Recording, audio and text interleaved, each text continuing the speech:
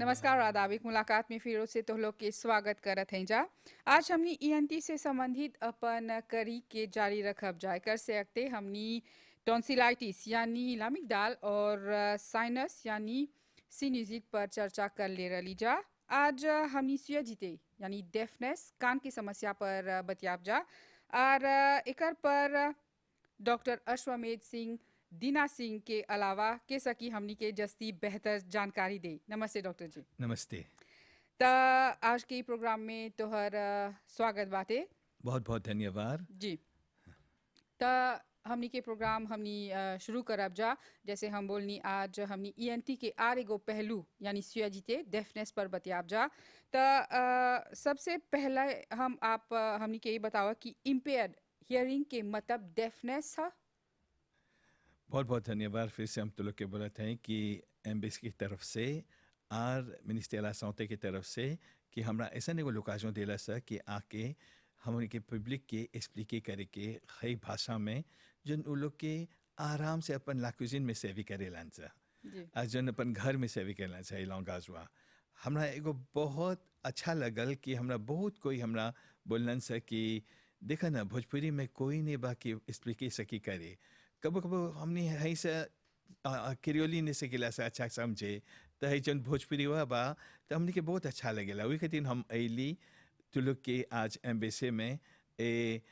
हाउ पहला जैसे बतेली हाउ टॉन्सिल्स के बारे में, देशम जैसे बतेली सिनिजित के बारे में, आज आखिरी है जो उनसे बताते हैं कान के बारे में। बस कि ई तो लोग खतिन एगो सावधानी कली दे है कि तो लोग के सकबस अपन प्रिकॉशन ले प्रिकॉशन से सकबस अपन स्वास्थ्य के अपन लासौते के अच्छा से रखे। तो वही कहते हम तो लोग के आगे हैं आज बताई के बारे में। इसे हई जो बोली ला से डेफनेस पहली से भी कहते रही सा अब निपली से भी कहला सा अभी जैसे इम्पेयर्ड हेयरिंग कैसे बोला सा अंग्ले में ओकरा से भी कहला सा काहे कहते बस कि डेफनेस एगो बहुत कठिन शब्द है। अच्छा। तो जब इम्पेयर्ड हेयरिंग के बहुत सॉफ्ट मतलब है तो हई आदमी लोग के उतना गहराई के चोट नहीं देवेला। कैसे बोलबा कि नहीं नहीं सुनाता और हबी बोलब कि नहीं तोरा कमती सुनाता। एगो साइकोलॉजिकल प्रभाव पड़ेला। वही खातिर हम हई सही सब शब्दवा में वो लोग एगो हमनी सेवी करेला से ताकि कोनो बुरा असर नहीं पड़ी हमनी के पब्लिक पर हमनी के पासों पर। जी जी। त जब हमनी इम्पेयर्ड हियरिंग बोली ला जा त उ कौन ची है? जब एगो कान देखबा एगो कान ह का एगो थोपित कलीते है। अच्छा। जितना सो आवेला सोवा हो तुरुआ में हेलेला कनवा के तुरुआ में तब भीतर एगो चादर है। एगो कुत्ता के देखबा जब कोनो सो सुनेला तो कर कान खड़ा हो जाला। हमनी के कान उ सब सो के आचिरे करेला पस के वही के दिन 12 बा ये भगवान के ओकर काम रहल कि हमनी के ऐसा एगो कान देलक कि दोनों बगल से हमने सकब सब बोले कि कहाँ से सोवा आवता और कौन कलिते सो आवता। जब भाई सोवा भीतरे जाला हो चादरवा में छुएला तो एगो विब्राशन देवेला। हाँ विब्राशन 3 गो छोटा हड्डी है ओका वैसा मालियस इनकस और स्टेपिस है तीनों हड्डिया के हिलावेला। जैसे को लागू ट्रेन जब देखबा जैसे जब जाला तो एगो कैसे दूसरे लागू के पुसे करते रहेला तो ऐसे ही हाउ 3 गो हड्डिया काम करेला हमनी के कान के बीच में और चादरवा और हमनी के जोन बैला से इना ईयर ओकर भीतरे इना ये के भीतरे कौन चीज पानी गई देवा। तो हाउ जोन हड्डिया बा एगो पिस्तों करीते पुसे करेला हो पनिया के जब हो पनिया के पुसे करेला तो हमनी के भीतरे हो कनवा के भीतरे जो छोटा छोटा बाहर करीते ओका बोले से हेयर सेल्स। तो हो पनिया हो हेयर सेल्स हुआ के हिलावेला तब हाउ जब हेयर सेल्स हुआ हमनी के डिसिफ्रे करके ओकरा हाउ एगो एनर्जी कलीते हाउ शब्द हुआ और जो हमने बतियाला सा ओकरा वही कहेला हमनी के लासेवेल में एगो नियम में तो हमनी के लासेवेल ओकरा डिसिफ्रे करके तो जैसे हम तौर से बतियाते हैं तो इतना बड़ा एगो और जो लासेवेलवा है वही हमनी के डिसिफ्रे करके बतावेला कि जोन बतियाता है सा तो कौन पहुँचेला सा। तो एगो बड़ा काम जो भगवान कर लेबा हमनी खातिर। लेकिन सबसे जस्ती एपोता कौन ची है जो नहीं सुनबा तो नहीं सकबा बतियाई। अच्छा। ई एगो कठिन चीज है। जब एगो लड़का जन्म लेवेला कि नहीं सुनाता तो बातचीत नहीं सकेला करे ओकर संबंध कौन ची हा बस कि आकोज ओका बेला से जोन बतियाइला सक ब्रोकाज एरिया जी तो ऊ आर हमनी के कान जोन ह और हियरिंग सेंटर जैसे बनीला सा तो ऊ आर हाउ ब्रोकाज एरिया में कोलाबोरेशन हुआ कि जब हम जैसे बोलत हैं तब ओकर रिपीटी करब कैसे कौन सी कर ली है कौन सी बोलत हो करे के जे बोलबार में हाथ उठाई के तो बोले हाँ हाँ हाथ उठाओ थे तो है सब शब्द वन जोन है तो उ सब लासियावेल से डिशिफर करके तब अपन काम करेला अच्छा तो एगो बहुत बड़ा काम है जोन भगवान कर ले बा ई बहुत डिफिसिल है कैसे बड़ीला सर साइंटिस्ट लोग के दिखाए के डिकोवर करे के लेकिन फिर भी हमने इतना ले पहुँचल नहीं सर कि एगो लड़का जब जन्म लेवता नहीं सकता सुनी तो ओकर में एगो एम्प्लॉ डाल के एम्प्लॉवा कनवा में डाल के वो 2 साल से आगे डालब सा एगो लड़का के तो एम्प्लॉवा डलबा तो लड़का सकी बतियाई अच्छा हाई सबसे अच्छा बतियाई के जोन ह उ हमनी के दिमाग से आवेला ओकर अथी ओकर कोनो कंट्रोल ने बा कोनो लापारई ने बा दिमागवा में डालब तो बोलब बतियाई की हाँ तो ई दोनों कोलाबोरे होला इंसान एगो फासों में कि जन हमनी सुनी ला सा एगो सिर्फ एग्जाम्पल बोलत हैं कि तोहर जब तू बतियात हुआ जी तो थो सोवा तोहरा सुनाता कनवा में तब सकत हुआ बतियाई तेरे सुन मध्यम जे तोहर कान अच्छा से नहीं सुनाता तो का करबा तू जस्ती कस के बतियाईबा जी जैसे जब- हमनी ईयरफोन जब डाली ला जा हाँ तो जब हम कस के बतियाईबा तब तोहर कान में जाके सुनाला तो तोहर मतलब है कि तू मजे मध्यम बतियात हुआ लेकिन दूसर आदमी के बुझाता कि तू जस्ती कस के बतियाता हुआ जी तो हई सब एगो सैप एग्जाम तोहरा देली है कि हमने के कान कितना ऐप होता हाँ और हमने के बतियाई में एकदम अब हई कनवा जब ओकर प्रॉब्लम होला कि नहीं सुनाता तो जैसे बोली है तो 3 गो जगह है हमने के कान में एगो और जोन चादरवा के बाहर ओकर बोला से एक्सटर्नल ईयर आंगले में जी। बाहर के और जोन कान के बाहर और जोन बीच में है चादरवा और हो जोन पनिया के ओकर जहाँ पर भीतरे इना ये बोला सा तो हो जोन बीचवा बा ओकर बोला सा मिडल ईयर और जोन भीतरे जोन बा जोन बजे जहाँ पर पनिया है जी। ओकर बोला सा इना ईयर आंगले में वही जो भीतरे के कान के भीतरे है bon हई 3 गो जगह वा जे कोनो मलादी रही बाहर हमने सकब से अच्छा कर दी अच्छा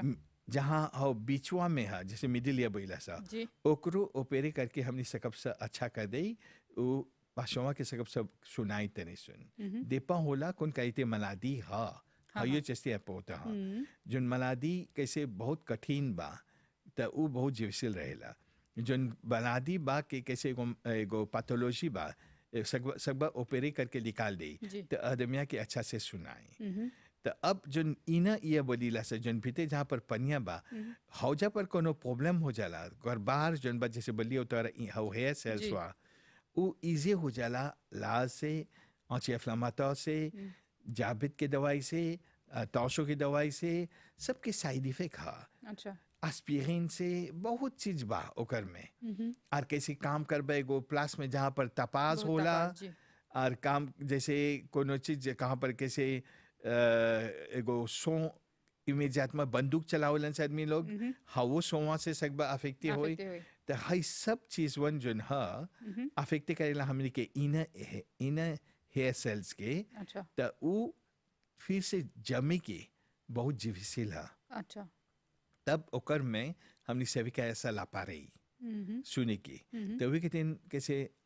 जो उम्र वाला आदमी के उ लोग के बोला सा हमेशा एगो लापा रही डाल के सुन लिया सा जी बस के जोन बा जेनवन बा उ लोग के ऐसा प्रॉब्लम हो जाला तो उ लोग के एगो दूसर उपाय भी बा लापा रही हुए पड़ेला सेवी करे के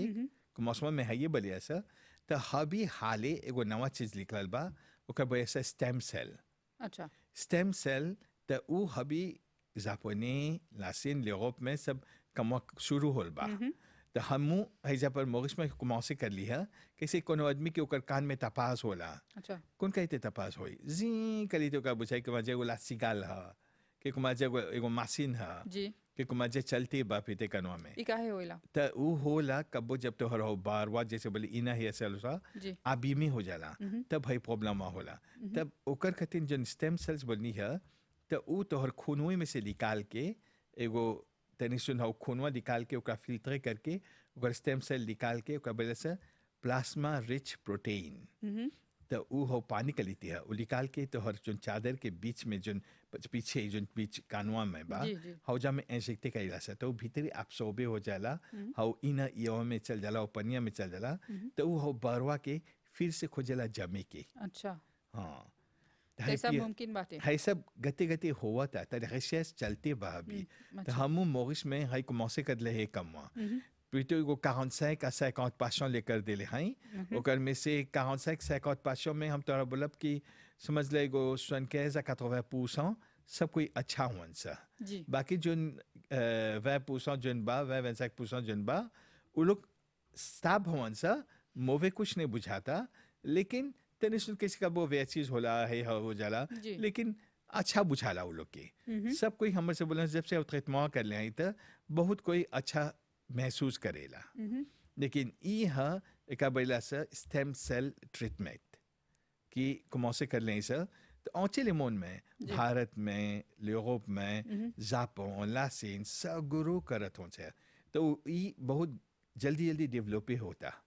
एक सक्सेसफुल रेट भी काफी ज्यादा है। तो अभी जब रिसर्च करबा तो चला तोरा आतान करके देखेगे बस के हर महीना करेला सही पिके हुआ कैसे एक हला कर बहुत कोई सोचले से अच्छा हो गया तो बस खुश खुश हो जाने जी, से जी। एक हला दो हला चला वाले से बस बा बाकी जन बा जन से मध्यम बा फिर से प्रॉब्लम हुआ बा तो लोग चला फिर से आई के हर महीना करे के पिके हुआ तीन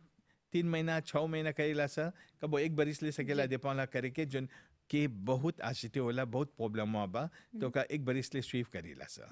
तो फिर से ओकर कान के टेस्ट करके देखिला सा कैसे अमेलियोरेशन बाकी नहीं जी। तो ऐसा परेला करे के डॉक्टर जी जब एगो व्यक्ति के सुनाई नहीं देवेला मतलब डेफनेस के अलग अलग लेवल अलग अलग स्तर होएला तो आप हमनी के बतावा कि कौन कौन प्रकार के स्तर होएला और सैतोम कौन ची है। अच्छा पहला सैतुम में बोलब जब एगो आदमी के नहीं सुनाता तो पहला चीज डिसिफ्रे नहीं सकेला करे जब बतियात हुआ जैसे बहुत एगो बड़ा जैसे एगो लाफुल बा हम एगो आदमी संगे बतियात हो तो उन्हें से कौन कौन ची बोलत हुआ जी। डिसिफ्रे नहीं सकेला करे तो हर मुंह कौन ची बोलत हुआ हाई एन deuxième नहीं सुनाई तो का देखबा तो तोहर मुंह देखी तोहर कैसे जीभ देखी तोहर लिप देखी लिप कैसे देखी, बतियात जी। हुआ कैसे बतियात हुआ वो सब देख के तब मजे को होई कि का बोलत हुआ जी। तो और troisième चीज जोन है कि जब देखबा कि नहीं सुनाता तो तोरा अटेंशन नहीं दी वो दूसरा चीज करे लगी जी। तो है सब सुनता तो मैं हाँ देखबा तो नहीं सुनाता वही बोली मैं नहीं सुनाता अब एगो लड़का के बोलबा लड़का इरिटे हुई नहीं सुनाता था कैसे जनरल में छोटा बा तो वो इरिटे बा नहीं बतिया नहीं सकता बतियाई जैसे तोरा बोली वो जब एगो लड़का नहीं बतियाता तो सहजे नहीं सुनाता जी। वो का एगो प्रॉब्लम बा कौन पहिला आज जब एगो लड़का जब जन्म ले बा नहीं सुनाता वो सोचेला कि सब कोई पारे ओकरे कलीते बा जी। खुदे 12 होला देखेला तब कौन से होला इरिटे हुई के तो वो कितने 2 बरिस के आगे हमने एगो स्क्रीनिंग टेस्ट करेला सा लड़का लोग के कब कबो वही हम खुशेला सब कोई जब लड़का एगो जन्म ले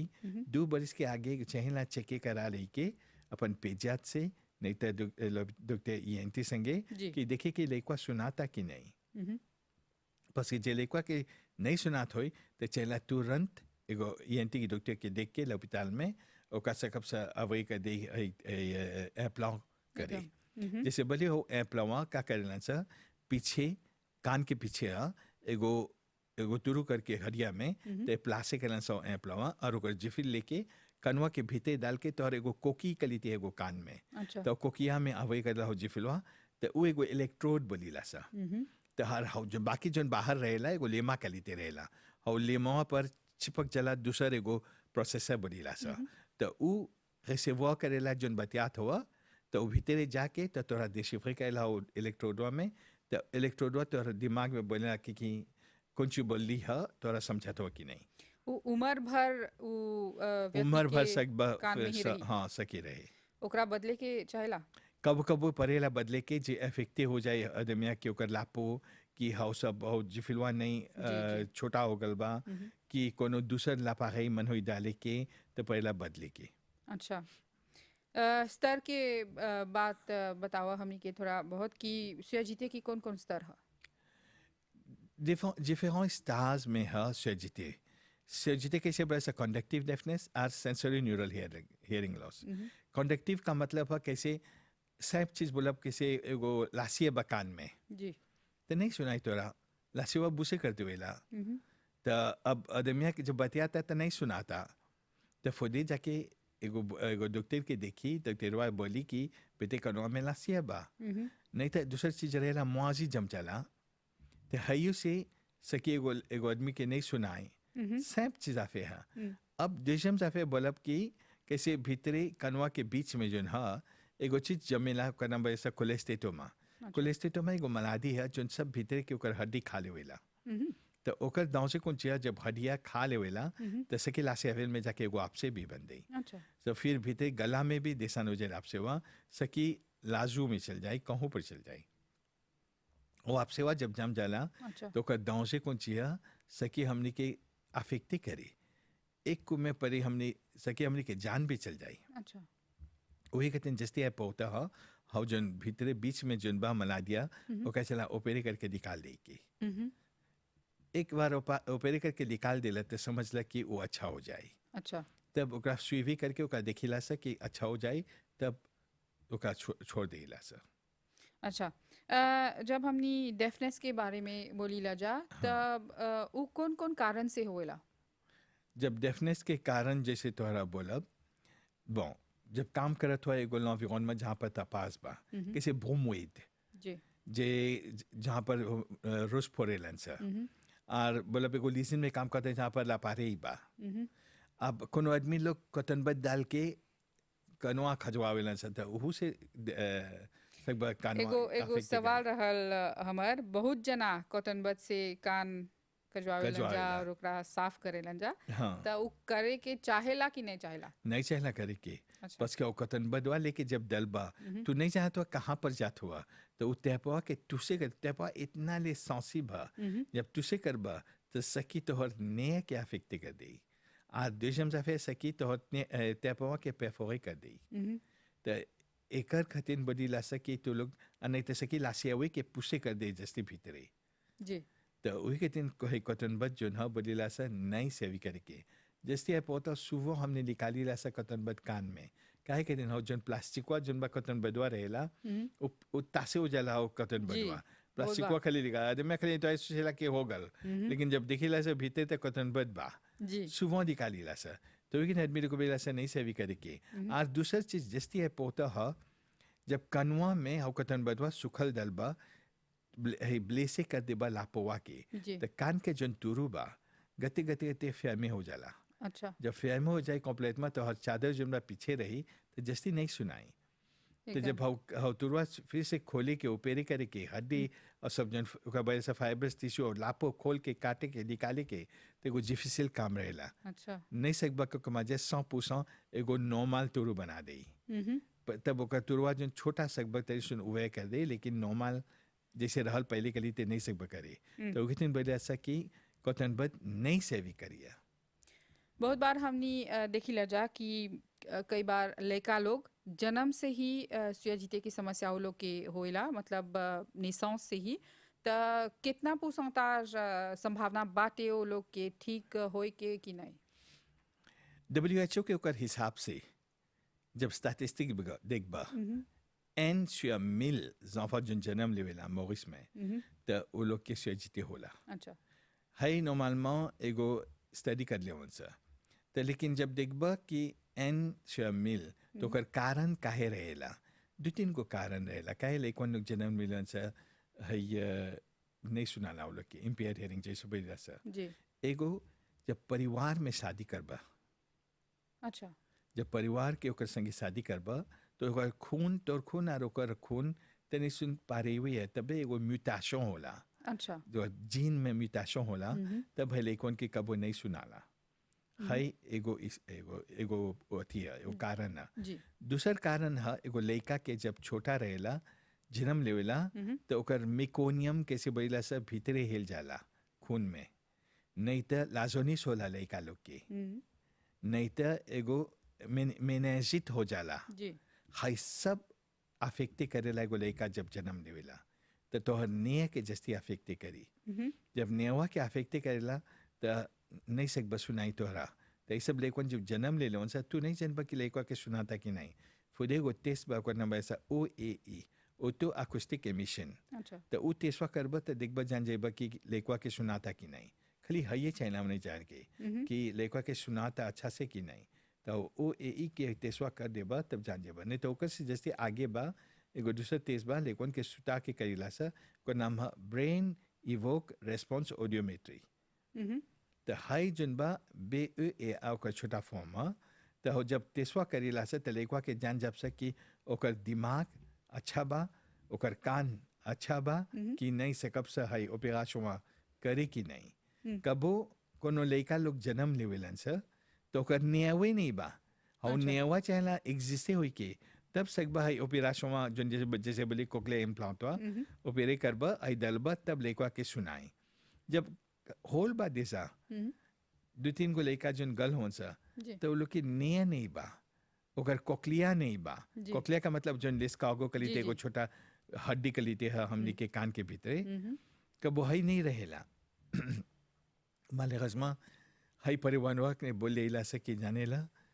ऑपरेशन कुछ नहीं से किए दे करे बा एगो दूसर उपाय ब्रेन स्टेम इम्प्लांट, लेकिन ओकर पुसौताज अच्छा होई के बहुत मिनिम है। तो हम नहीं एडवाइस करेला इमीडिएटमेंट जाई के ही सब जफेवा में तनी सुन लेता चला दे के सियांस अपन काम करता हो सके एगो 1-2 बरिस में हमने के मिल जाए कोनो दूसर उपाय कि सकब सहियो लेकन के एदे करे। नहीं तो जैसे बोली है जब एगो ने आपसों बा नहीं तो करो जन कोकी ओकर हड्डी जन बा भीतर कनवा के नहीं फॉर्म में होल बा जी। तो बिना हई सब से हमने जन ऑपरेशन करत हैं सर नहीं सकब से एगो लड़का के ओकरा सो दे ओकर बतियाए ओकरा ताकि सके सुनी। तब ऐसन में ओकर सॉल्यूशन कौन सी है? तो ओकर में ओकर सॉल्यूशन रहेला तब ओकरा बैला से एगो लेकल देसू जन रहल बोबा समय तो ओकरा अवे कैला से लेकन के ट्रेनिंग करे के साइन लैंग्वेज हाई लेकन के रिहैबिलिटेशन करेला से फिर वो लोग के सिखाइला से लिप रीडिंग करे के तनी सुन गते गते है सब लेकन लोग अपन से डेवलप ही होलन सर एकदम। तो यही वो लोग के दूसर उपाय है। हबी ओकर कैसे बोली है कि कोनो नवा चीज नहीं निकलल बा तुझू कॉमेम हबी डेवलप करत है ऐसा खोजत ऐसा कोनो उपाय जैसे बोली स्टेम सेल वा हयू मजे से ये करते हैं सब कर दूसर उपाय लेकिन मिराक नहीं सकबा करे स्टेम सेल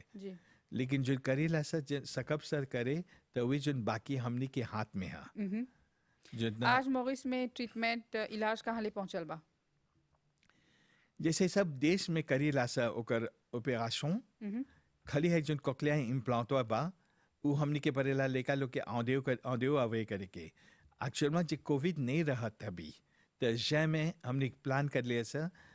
हमने के मिनिस्टर ला सौते के ओकर आशीर्वाद रहल कि जै में कमौसे करे के रही सर मैं माले हजमा कोविड के खातिर नहीं सकली से करे बस के हमने के सब उपाय हो गए रहल प्रिपेयर कर ले रहे सर कोक्लियर इम्प्लांट कमौसे करे के मॉरिशस में बस कि तब हमने के नहीं चाहना लेका लोग क्या वे करके बाहर हो अप्लाई करके बस मतलब हमनी सही राह पर हैं जा सही राह पर सर जी बिल्कुल सही रहा। और एगो छोटा